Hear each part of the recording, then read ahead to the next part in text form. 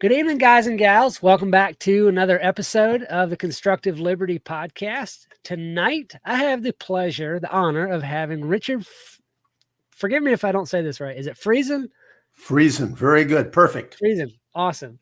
He is the founder of the Mind Muscles Academy. I already like the sound of that. And the creator and developer of the innovative and exclusive Mind Muscles training process that turns the psychology of money and wealth on its head. Richard works with financial professionals, independent traders, business leaders, and entrepreneurs of all type who want to expand their mental game to make more consistent profits. And if that doesn't sound like something that we all are striving for, then we might as well just call it a day. Richard, welcome to the podcast. Thank you, Ken. It's so good to be here. And our earlier chat before we started, finding out we both have Mennonite backgrounds, I thought that was fantastic.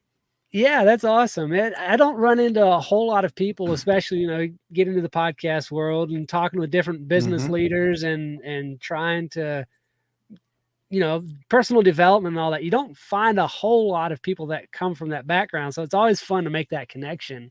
Indeed. Yeah. So give us a little bit of your background, kind of tell us how you went from maybe growing up as a little Mennonite boy to becoming who you are today, helping leaders or helping people. How did you put that? Flip their money mindset on its head.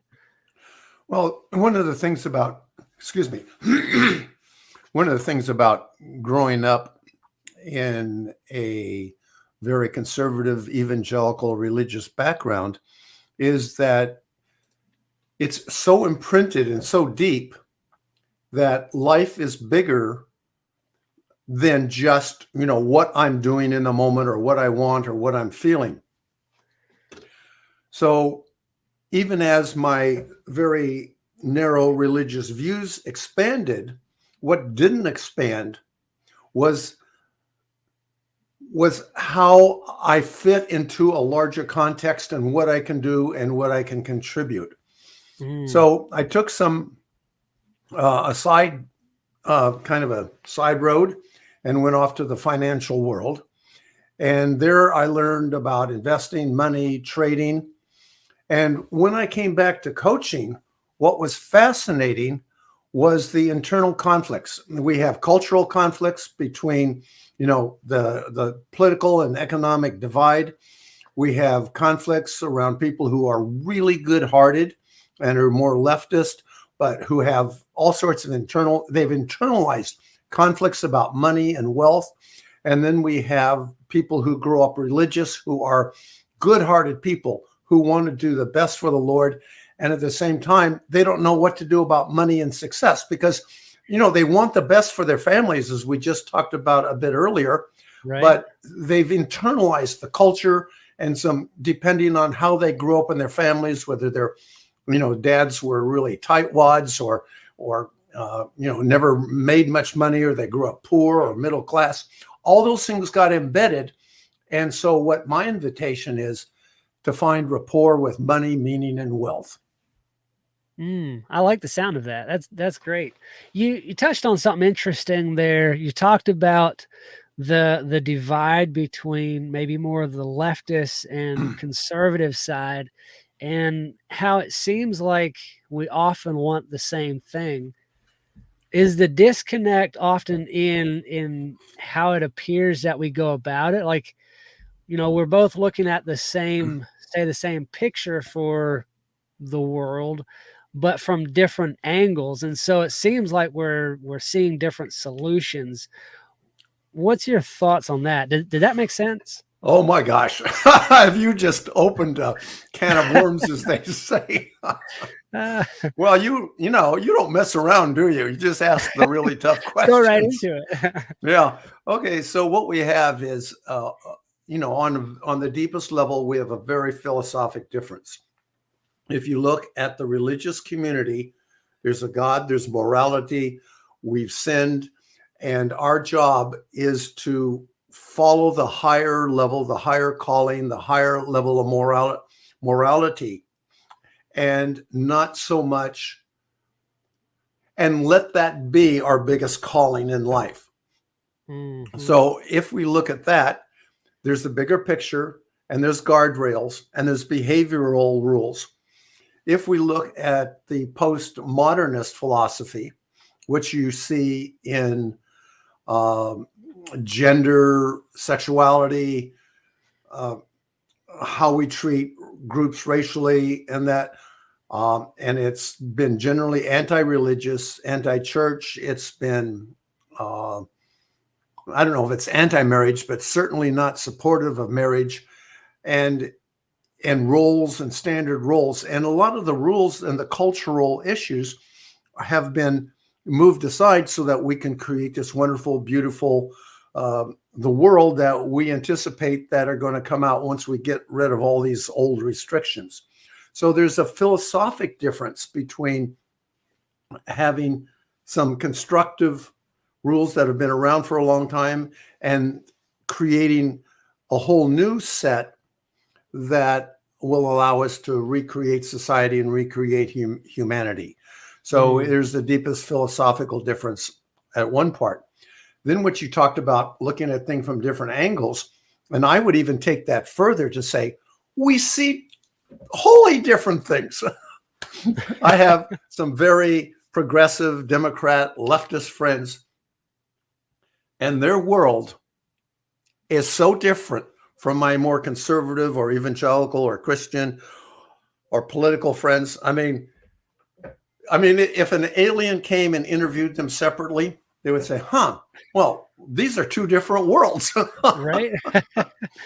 Yeah. So what we have is a basic philosophic difference, and then we have a perception difference. And as a result, that creates a cultural conflict that, as you can see, it just keeps getting worse and worse. And then the biases get worse and worse, and it just becomes a downward spiral. Yeah. It seems like,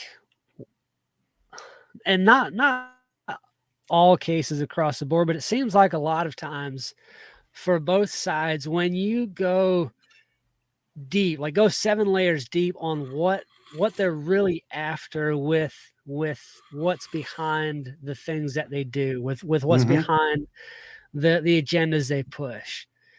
It seems like a lot of times we want kind of the same things, the same, in the end, we both want a peaceful world. A lot of times, not everybody, obviously. We both want everybody to get along. Yeah, let's just forget the fringes. Right, absolutely. Is the difference, and we're way off topic but we'll get back to that.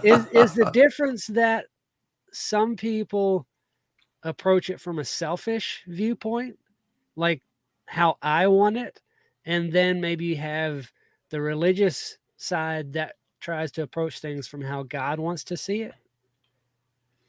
I think that's one. There's so many different ways to divide things up, and I think that's certainly one of the more predominant ones. Yeah, once you start going down that path, it just gets farther and farther and farther apart, it seems like. But let's jump into the main topic of the show. We're talking about a conversation with money, which is the book that you wrote, or a private conversation with money. What was it that sparked that book? And tell us a little bit of kind of the background of it, and what we might expect reading that book. What I discovered as a trader and on the floor was that our financial success and our rapport with money and wealth and meaning is part of a belief system that we have. So, for example, I'll just tell the story. It was like April of 1995.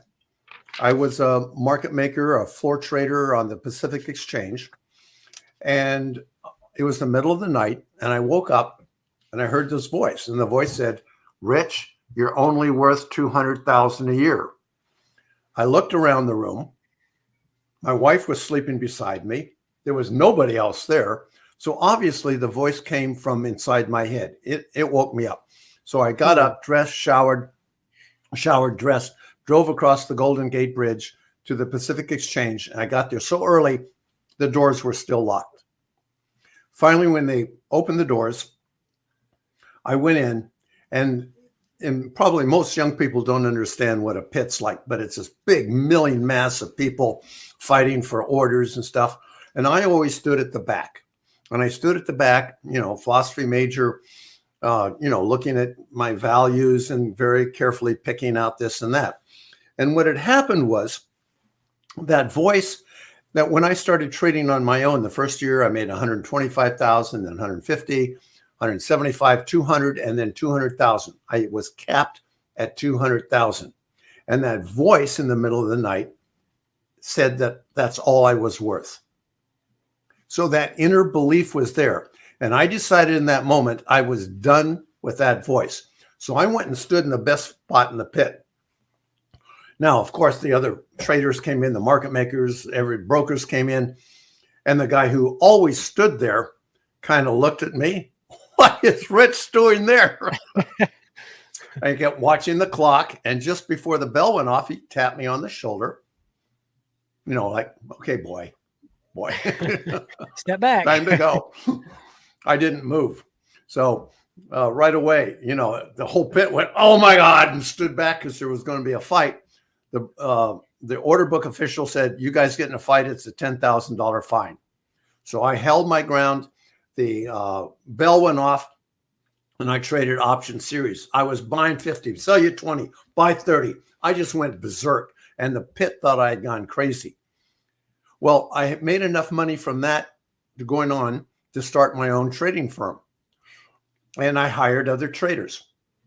About a third of them, like me, would just make good money. A third of them would do okay. Not great, but okay. And about a third of them just couldn't do it. So it occurred to me, what if they had a voice? What if they had a belief?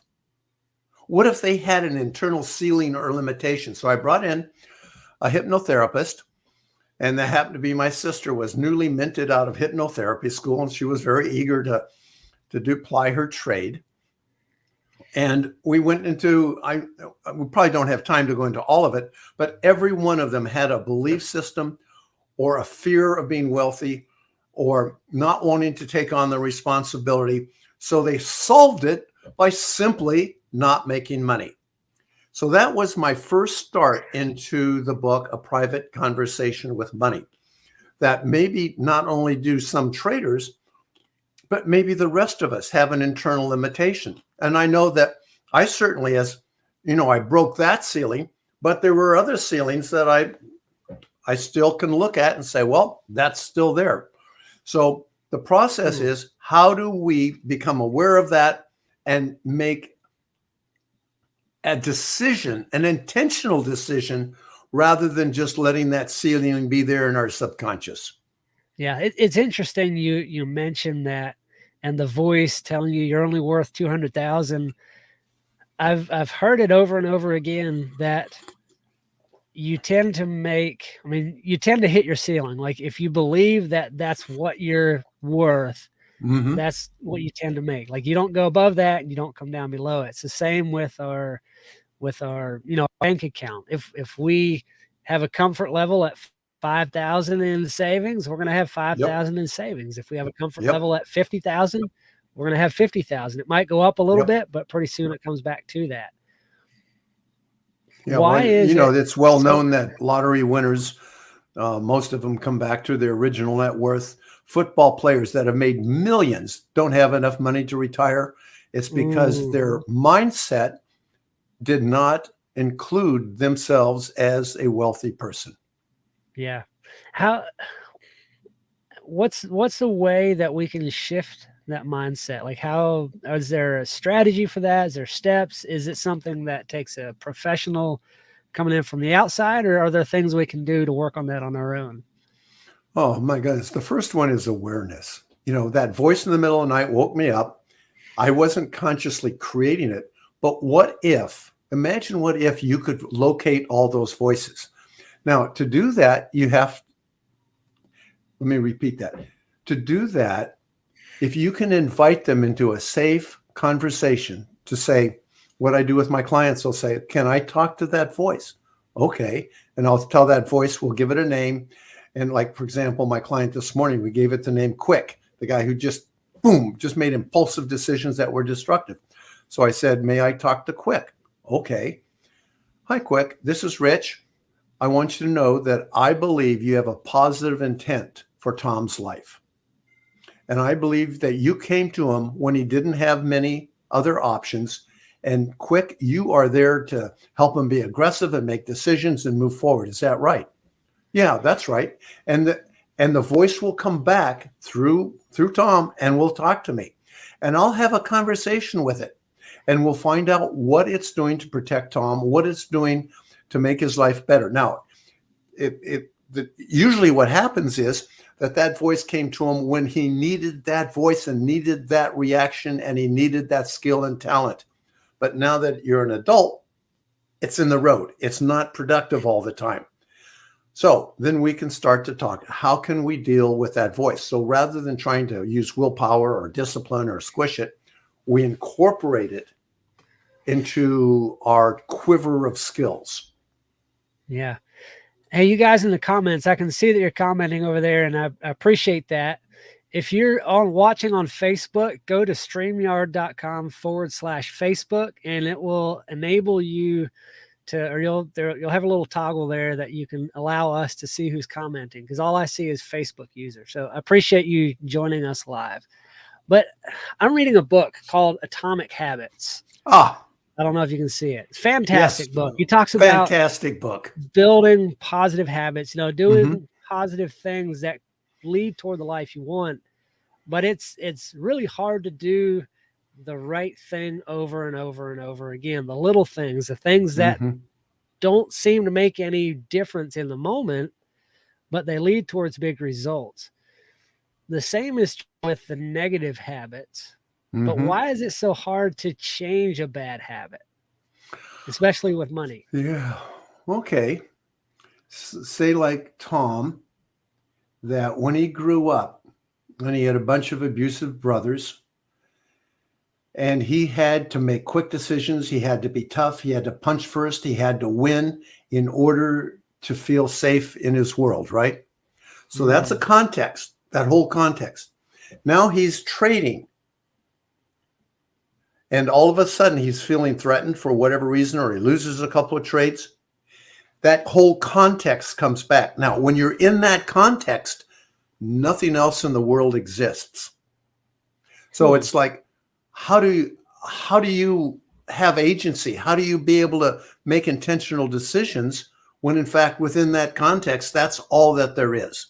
So what we do, and this is in the book, Atomic Habits has a lot of great stuff in it, is that we have something called a mind metric that we take and break down a whole bunch of little behaviors, and then we color them so that every day you color red, yellow, or green how you did on them, so we can see visually. With some people, when they're in the process of making decisions, I will be there with them on Zoom like we are now, just talking. And I will continually invite them to their higher self, out of a particular context into a different context where they can see where they are. They can see what drives decisions, but now they have an additional awareness. So we have what's called the golden keys. And the first is awareness. You can't change anything without awareness. The next is acceptance. Rather than beating ourselves up for something we become aware of, it doesn't help much. So we accept, oh, that's fascinating. I notice that whenever my wife looks at me cross-eyed or has kind of a critical tone, this is serious for Ray, a critical tone in her voice, I'll go, oh, what can I do better? Oh, I screwed up. Yes. So I'm aware of when she has a critical tone in her voice. I'm aware that, from my background and from being a kid, I want to please everybody so they like me. So I still have that same contest. So it's awareness. And then next is agency. What do I want? How do I want to experience that? And all of a sudden I have choices. I can either experience that as a naughty little boy, or I can say, let's find out what's going on with her. Let's have a conversation without guilt, without being defensive, without needing her to change. So it's awareness, acceptance of what you're aware of, and then agency, the ability to apply meaning to that event. A lot of my clients assume that meaning comes with events. So she made me so mad. Boy, he really pissed me off. But you can come to the point where you can say, oh, his face was scowling, his voice was loud. How do I want to experience that? And that is just transformational when you realize that you can create the experience that you want, and that meaning is not attached to the event. Why is that so hard to do? Oh, when we're kids. I just got done with a week in the mountains with my grandkids, ages amazing. 2 through 13. Oh, he made me so mad. It isn't fair. So, when we're kids, well, when you're an infant, you don't have any ability to add your own meaning to the event. I mean, there's the event and there's the meaning. Mom's holding me, cuddling me, or somebody's yelling at me, or I'm cold. So creating agency for your meeting is a lifelong process of learning, because we're not born into it. Yeah. It's hard to change that mindset, but yeah, if we can. Can I stop you right there, Ken? Sure. Go for it. It's hard to change the mindset. So what you're doing is you're setting yourself up right now for a task that has to be done that's hard, and we're gonna push through it. So I'm going to ask you if you're willing to do an experiment to say, yeah, let's go for it. Oh, it's going to feel so good when, and then finish the sentence.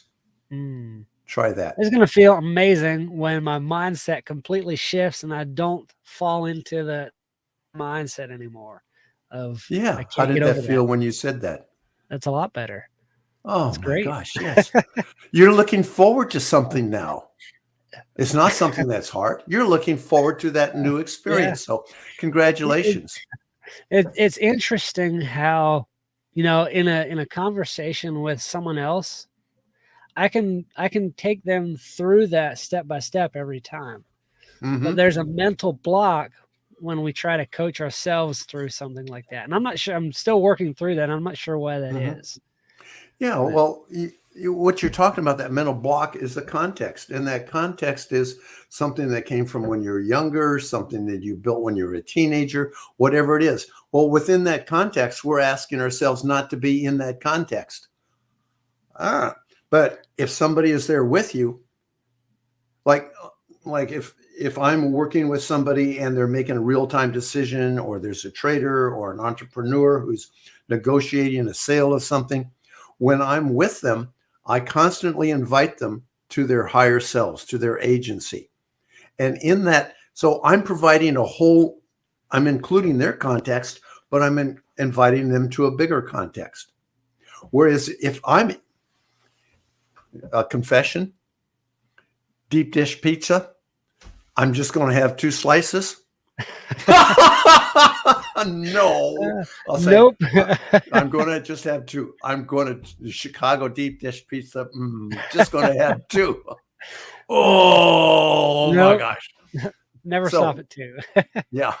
So when I'm in that, oh my gosh, and all the meaning that pizza have, and all the memories of Chicago and all that, and for me, food is emotional nourishment. So in that context, and I taste that pizza, can I then, from my higher self, say, oh, just 2? Whereas if somebody's with me saying, Rich, you want to be healthy, you want to do this, you're a strong person, you're a strong man, you're going to take care of yourself for your grandkids and your family. How many slices of pizza are you going to have? Oh, I'm just having 2. Yeah. So what you're talking about, Ken, is so important, is that if you can have somebody there always inviting you to your higher self, and I think that's one of the big, powerful parts of religion. It's a continual invitation to your higher self, and especially in church and groups. Gosh, I remember going to church and prayer meeting on Wednesday nights. They separated the men and the women, and we held hands and we prayed for each other. always inviting ourselves to our higher self. I want to rabbit trail just a little bit. I hear people talk about, your higher self a lot. And coming from the background that you and I both do, that sounds a bit mystical or woo-woo or Hmm. you know, Yeah. you don't understand it. What do you mean when you talk about inviting someone to their higher self? Go into that a little bit. Yeah. Well, I think we talked a bit about it, and that is agency. To say who I am at my deepest core. I'm a child of God. I can stand tall on the earth. I am worthy. I deserve to be here as the foundation. Then what are my behaviors built upon that? And the higher self is able to both see our core identity, to see the world, to see with minimal blinders what's going on around us, and then make a decision that is helpful, that supports us, Hmm. that looks to the future. And so the higher self is ephemeral, but it's a consciousness that is able to take in a larger context, apply meaning and values, and then make a decision. So essentially, kind of the way it sounds like what I've described as when you get into a situation that maybe you are uncomfortable with, or you freeze in normally, or somebody attacks Mhm. you with something, we tend to get emotional with that. I've often talked about taking yourself as if you were somebody up here watching it from a Mhm. distance. Essentially, Mhm. tell yourself or tell that person that's you down there how to walk through that situation. That takes your emotions out of it so that you don't eat 7 pieces of pizza Yeah. Well, because you're actually I seeing would the suggest whole it doesn't picture. take the emotions out of it, but allows you to experience the emotions and still make a decision from Mm, your higher self. Because right. as neuroscience tells us over and over again, that we can't make decisions without emotions. Emotions are an integral part of how our brain works. And so it's an artificial construct to try to take emotions out of it. But I think I can experience the emotions. I can say, wow, that's fascinating. Like we have what's called our set scores, our sensations, emotions, and thoughts. And I'll have my clients set an alarm for, depending on what they're doing, let's say every hour. And then we just do a survey. Like right now, I'll do it. Oh, my stomach's a little tight. I'm talking a little fast, and my throat's a little tight up here. My shoulders are a little back. Okay. Now, what do I want? Okay, this feels better. So then I look at my emotions. I'm excited talking to you. You've got me wound up. I'm thinking about things. So I'm going really fast. Okay, what if I were to slow down a bit? What are the quality of my thoughts? Well, the thoughts are kind of my my mouth is spewing the thoughts as fast as they come, so I don't feel any conflict there. Hmm. Yeah, I like that. That's great. Sensations, emotions, thought. It's their set scores. Yeah. Hmm. I'll have to. I'm excited to read that book. That's going on my list. One of the things that you talk about, though, in the overview that I read, is rapport with money. Mm-hmm. Can you describe that a little bit? What that looks like, what rapport with money is, good rapport versus bad rapport, and how Sure. our culture affects that? Oh, sure. So we have good-hearted people all across the political spectrum that want to be good. And in their mind, if I make more, somebody else makes less. It's a Mm, subtle one pie thing that comes from our families oftentimes, where we had to fight for scraps because it wasn't enough to go around. So so people have the one pie model buried in their head. On the left, we certainly see that one pie model. I get Twitter feeds from, oh my God, the wealthy aren't paying enough. The rest of us has less. Then we have, on the more conservative side, we need to be small. Don't want to take too much. We want to allow enough for everybody. So the question is then, how do we develop rapport with money and our values? And so what I do is I reframe money. Thomas Sowell, an economist, a Black economist, he's passed now, but about 20 years ago, maybe, I was listening to him on the radio, and he says, money is a certificate of appreciation. And I went, whoa. Mm. So what my clients do is when they give money to somebody, they are giving them an appreciation for the services they receive. On the other hand, if you say, hey, I'm going to pay you, Rich, to come on these podcasts because you're doing such a great job. I'll take the money and say, oh, a certificate of appreciation from Ken. Now, you ready for the next step? Let's do it. Your brains might explode. All right. The more certificates of appreciation you collect, the more value you have delivered to the world. Mm. Now, needless to say, Martin Luther King, Mother Teresa, dozens of people make huge contributions to the world that has nothing to do with money. But we all can't do everything. So for those of us who go into the commercial world, how much value can I deliver to others and get certificates of appreciation back? Now, some of my wealthy clients, they've delivered a tremendous amount of value. They've gotten lots of certificates and they feel guilty and they want to give it away.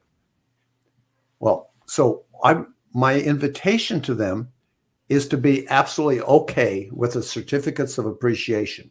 Now, if you want to make the world a better place, but you do it from a very different place from guilt, that's wonderful.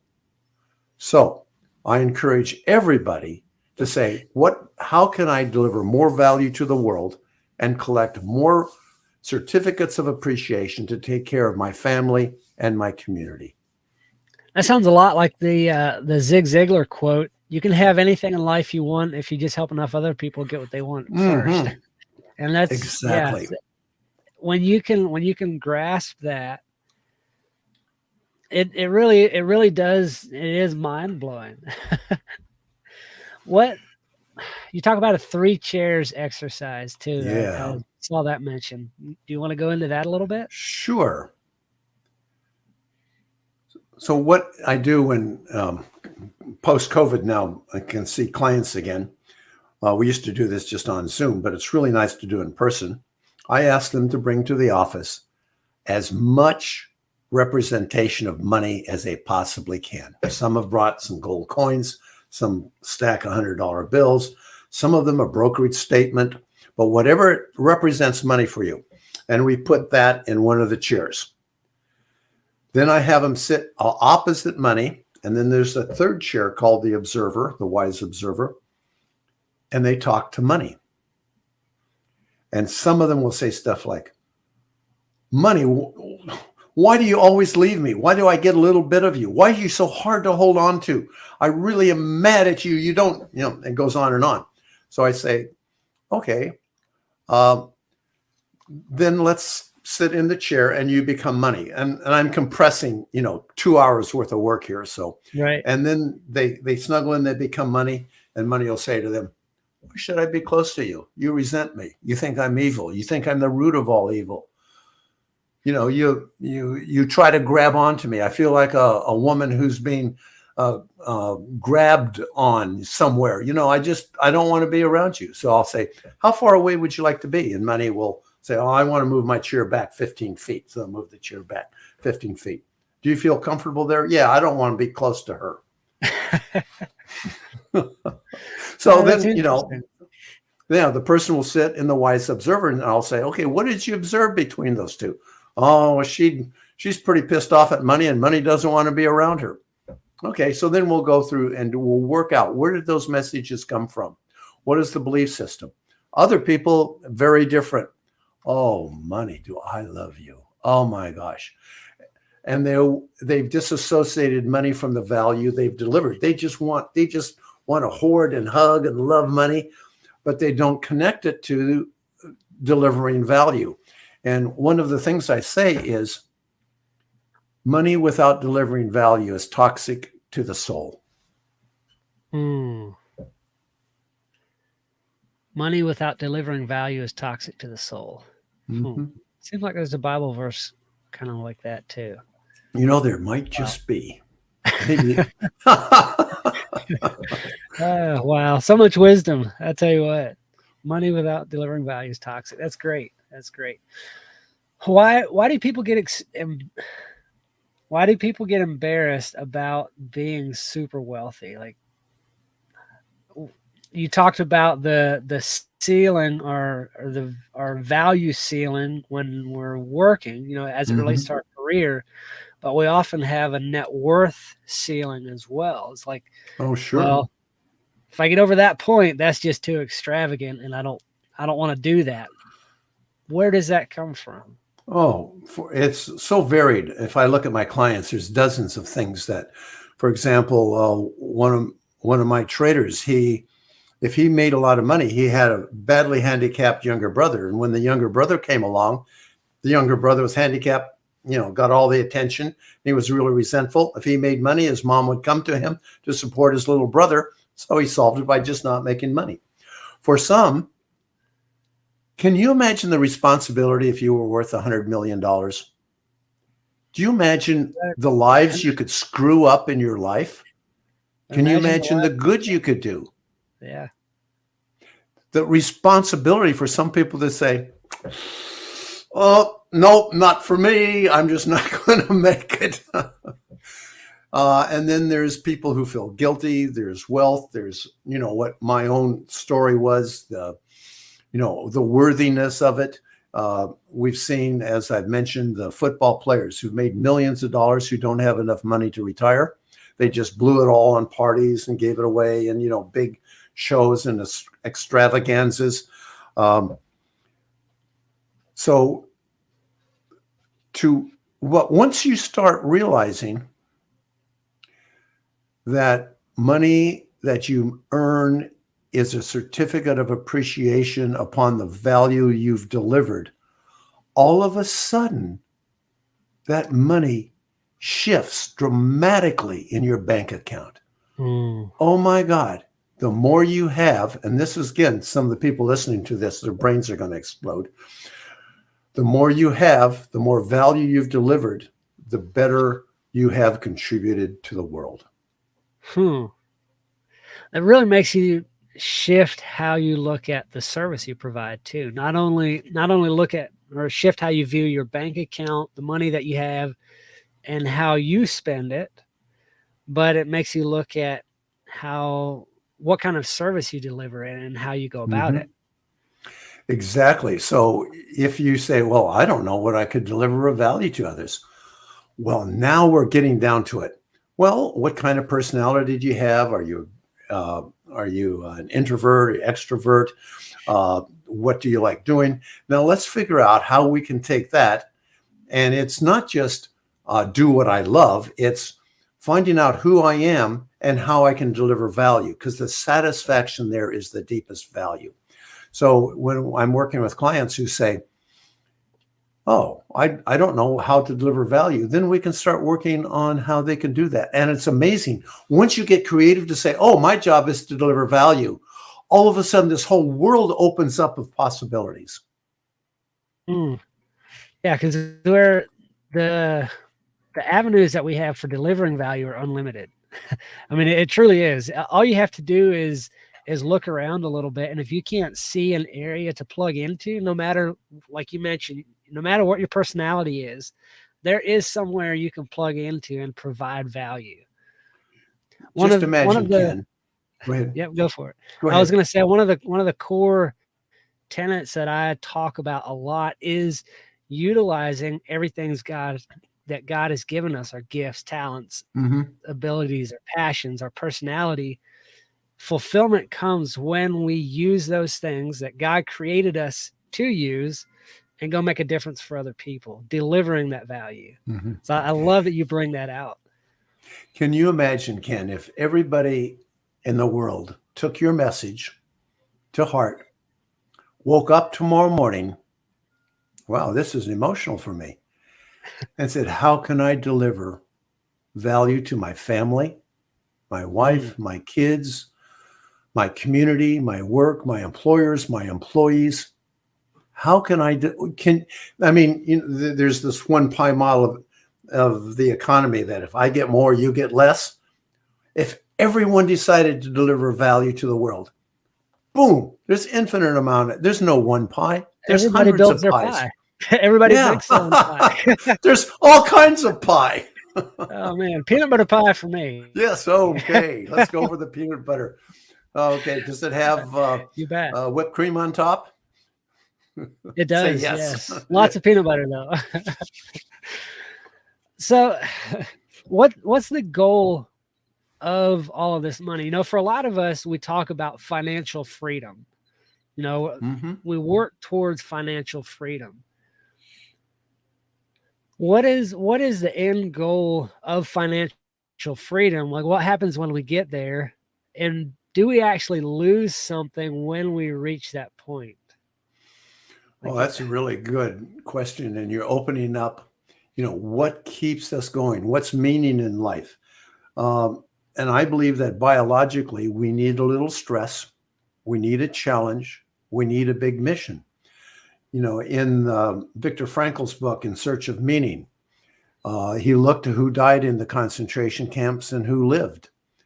And those who felt they had meaning, something to live for, something to go for, they survived just the most horrific conditions you can imagine. Well, I think that one of the problems we have in our culture is my grandkids, I just got, done with cabin in the mountains, 6 grandkids, skiing, snowboarding, Man. sledding, as much food, good food as you can possibly imagine. What are their challenges going to be? And how is that life going to impact us when we are physically, I think, psychologically made up to solve big problems? And I don't know the answer to it, but one of my concerns is, and I don't know what's going to happen, is our culture of comfort. I have a new car with heated seats, so That's great. In yeah. wintertime, that's unbeatable. Yeah. So what's going to happen? Because, I've grown up through hard times. My dad grew up during the Depression, when they had just had lard sandwiches for dinner. There was some resilience and toughness there. So that's a good question you're asking. And so, can we invite people to missions, to something that's bigger, to something that's challenging, to something that's difficult? So I hope I'm not sexist here, but especially as men who go out into the world more or who need that challenge, is there a way we can invite them to do that, especially within their value system? I mean, that you'd think there would be a way. There has to be a way, right? It has. Well, if we don't find a way, we'll get complacent, things will fall apart, and then we'll have challenges again. If you look at human history, there's waves. There's waves of plenty, and there's waves of need. So there's maybe that won't change. Maybe we'll go into some sort of reset where everyone has to get pretty gritty and down to earth. Yep. Bethany Boring in the comments says there is a way. Yes, Bethany, there is a way. There is a way. I think, and this is the best that I've come up with. And tell me if I'm wrong. You have much more life experience than I do. But it seems to me, in observing people, because I haven't experienced it yet, but that people that reach that financial independence and then have nothing left to go for, they had the wrong goal. We all want financial independence, but when we set that as a goal and that's what we build our life towards, when we achieve it, then it's like, is this all? Now what? And it seems to me the people that I observe that go through that, didn't have that bigger purpose Mm-hmm. outside of what I can do for me, this financial independence. Am Yeah. I on No, track so here? I think what you're saying is, and correct me, that if my goal is just to make money, and I'm not, financial independence is really a positive thing, but if my goal is just to make money Right. and I made a pile of money and that was my meaning, now what? Hmm. And we find some wealthy people, go off into different um, charities and different missions. If we look at the Vanderbilts and all the uh, wealthy people back at the turn of the century, they ended up doing, at some point, having a mission that's bigger than them. Yeah. And you have to keep pushing forward in life. No Yeah. matter where you're at, what you've achieved, if you don't have a bigger mission than yourself, Yeah. I And think as I that's get whole life. older, I'm turning 76 this year. And I find my Wow. mission is my motto in the last 2 years has shifted to family first because I have kids and grandkids and taking care of them and doing what I can to, in today's day and age with two working parents. So, that is my primary mission now as I start to wind down my own life. But in the last couple of years also, since I've started writing the book, is how can I make the world a better place? How can I introduce reframes and ways of thinking about your life and about money and finances in a way that makes the world better? In the book, A Private Conversation with Money, the hero Joe starts out uh, with real antagonism towards money and ends up starting charter schools for kids in the inner city. So he goes through a whole bunch of just anger about capitalism, about fairness, about social justice. And then he realizes that being angry doesn't really help anything. But what if I can start Mhm. just one school and change one person's life? All of a sudden, that meaning just grows and it just feels so good. It does. It feels really good. Richard, I really appreciate you joining me tonight for this. Is there anything you would like to leave us with? One thought, if yeah, I'm not sure. That train of thought left me. What would you like to leave us with tonight? One piece of advice for someone just starting out, seeking that Yeah. wealth, that financial independence. How would you tell them to go about keeping that vision, but keeping the meaning in life? Yeah. So we're talking about people, there's a huge range of people out there. And to have one specific piece of advice is really difficult. But Hmm. we can look at a process. And the process is take time to be aware of what's going on emotionally, physically, through your thoughts. Forgive yourself, accept what you discover. And once you accept that, and then you can always ask, now, what would I like? So the process of awareness, my physical sensations, my emotions, my thoughts, acceptance of what I discover, and then asking, now, what would I like? I have an exercise. In fact, I was just it's publication ready, and I don't know where it is in the queue. My admin does that, but they can go to the website conversations.money. There's a number of blogs there. There's a number of exercises, and I'm always happy to take a call or answer an email if somebody is stuck on something or would like an invitation to their own higher self. Awesome. So you said conversations.money is where they can find you for all of that. That's right. All right. I will have that link in the show notes. I really appreciate you joining me tonight. Ken, I really appreciate you because you asked the really tough questions. You got right down to it. We didn't mess around up here in symptoms. So you Hey, challenged me. good. I'm glad I could do that. Dealing with the symptoms doesn't help. So go right to the root of the problem. I really appreciate your time tonight. Take care, Ken.